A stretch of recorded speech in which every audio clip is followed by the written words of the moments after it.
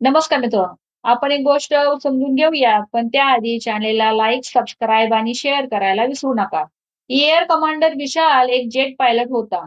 एका मिशनमध्ये त्याचं फायटर विमान मिसाईलने उडवलं गेलं. तत्पूर्वी त्याने पॅराशूट घेऊन उडी मारली आणि बचावला. सर्वांनी त्याचं फार फार कौतुक केलं.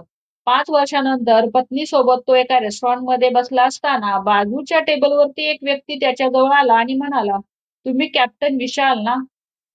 तुम्ही जेट फायटर चालवायचात आणि ते पाडण्यात आले होते. पण ते तुला कसे माहीत?" विशालने विचारलं. तेव्हा तो मंद स्मित करीत म्हणाला, "मीच तुमचं पॅराशूट पॅक करून विमानात ठेवत असे." विशाल आश्चर्याने आणि कृतज्ञतेने वासून विचारात पडला, की जर पॅराशूट नीट उघडलं नसतं, तर मी आज इथे नसतो. त्या रात्री विशाल त्या व्यक्तीच्या विचाराने झोपू शकला नाही. त्याला आश्चर्य वाटत राहिलं, की त्या व्यक्तीला किती वेळा आपण पाहिलं असेल. पण साधं "सुप्रभात, तू कसा आहेस?" एवढं देखील आपण विचारलं नाही.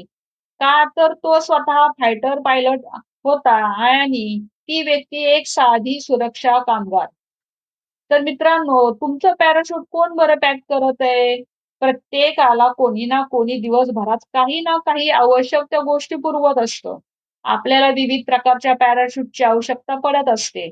आपल्याला शारीरिक पॅराशूट, मानसिक पॅराशूट, भावनात्मक पॅराशूट आणि आध्यात्मिक पॅराशूटची गरज पडत असते. सुरक्षा जोपासण्यासाठी आपण या सर्व आधारांची मदत घेत असतो.